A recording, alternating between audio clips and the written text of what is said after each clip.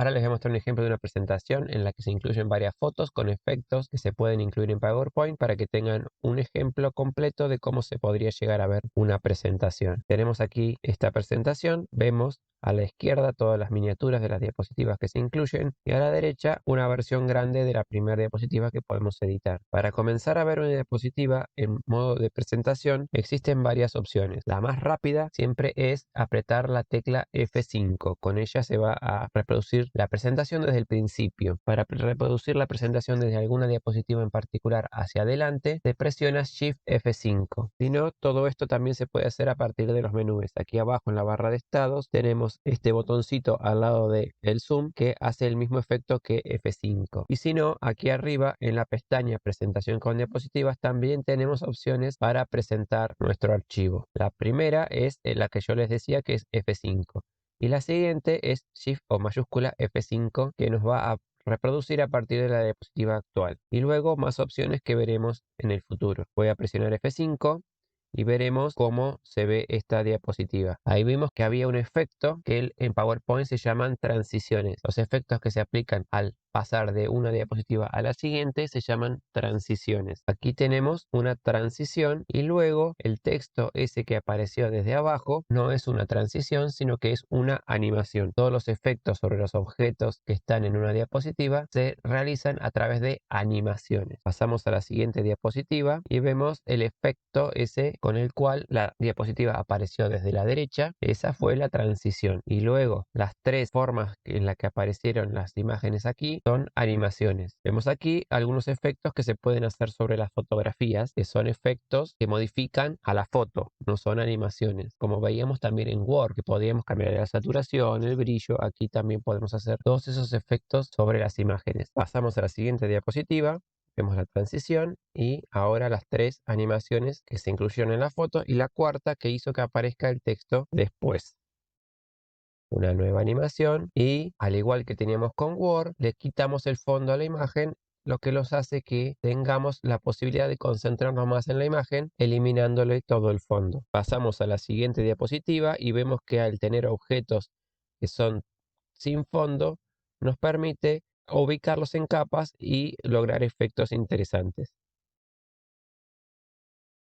También se pueden lograr más efectos con la utilización de capas.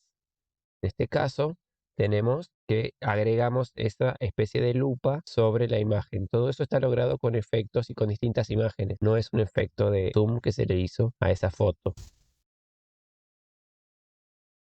Tenemos marcos que se pueden incluir en las fotografías, que nos da sensación de estar viendo una diapositiva real.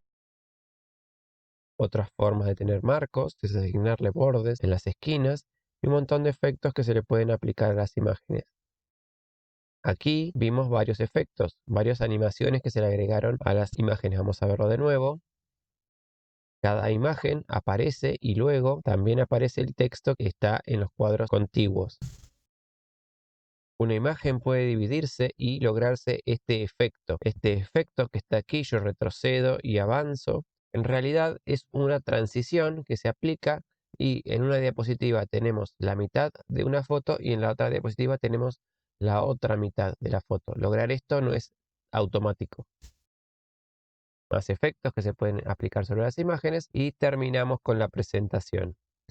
En general, uno cuando realiza presentaciones comete varios errores típicos de tener poca experiencia en la realización de presentaciones y quizás de haber visto pocas presentaciones y tener una idea de qué es lo que no está demasiado bien o lo que aburre al espectador. Vamos a ver unas diapositivas con errores comunes en PowerPoint.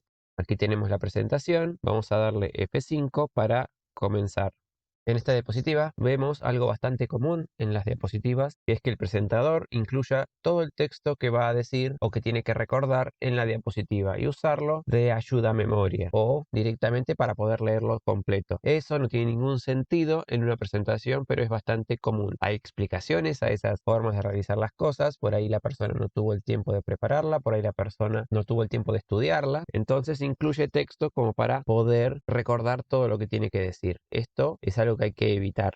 Otra cosa es el exceso de las viñetas. Vamos a ver que por defecto PowerPoint utiliza las viñetas al incluir texto. Y eso puede llevar a un vicio del presentador e incluir demasiados ítems en esas viñetas. Esas viñetas en general, cuando uno le quiere dar una prioridad o dividir el tema en subtemas, se convierten en viñetas anidadas que habíamos visto en Word y eso le achica el tamaño a la letra. Mientras más avanzamos en el nivel, PowerPoint le va achicando la letra y termina siendo un texto demasiado pequeño para que el lector sentado en la audiencia lo pueda llegar a leer.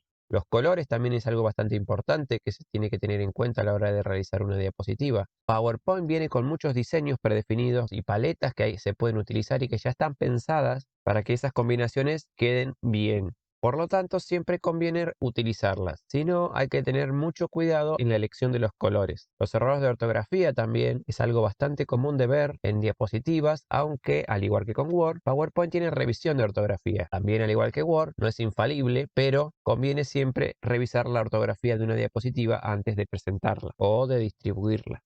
El uso de gráficos en presentaciones también es un error bastante común, no porque no haya que usar gráficos, sino por la calidad de los gráficos que se utilizan. Hay que tener en cuenta demostrar información precisa y el resto de la información decirla de forma oral. En este caso, con haber mostrado las curvas, ya era suficiente. No hacía falta incluir todos los números. Durante el desarrollo de la presentación, la persona debería haber incluido, por ejemplo, para cada trimestre, mencionar tal o cual valor o simplemente resaltar cuál fue mayor, cuál fue menor, dar algún tipo de explicación.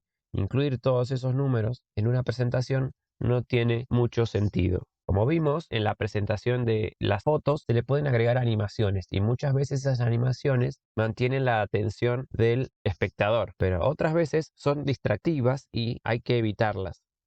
PowerPoint permite realizar todo tipo de movimientos sobre los objetos. Otro problema que aparece, que es lo que se menciona aquí, es el problema para imprimir. Al momento de imprimir una transparencia o al momento de generar un PDF que es equivalente, se producen problemas de superposición de objetos porque PowerPoint no va a producir una hoja de PDF en distintos momentos de la animación. Entonces vamos a ver que un PDF va a quedar con todos los objetos en las posiciones iniciales y eso puede hacer que si el objeto aparece y desaparece debido a animaciones, la transparencia quede bastante ilegible. Para poder solucionar esto, la única forma que hay es producir transparencias sin animaciones o tener dos versiones, una versión para presentar y otra versión para imprimir en la que la persona que realizó las diapositivas ubique los objetos en distintas diapositivas y de forma que no se superpongan ni con otros objetos ni con el texto.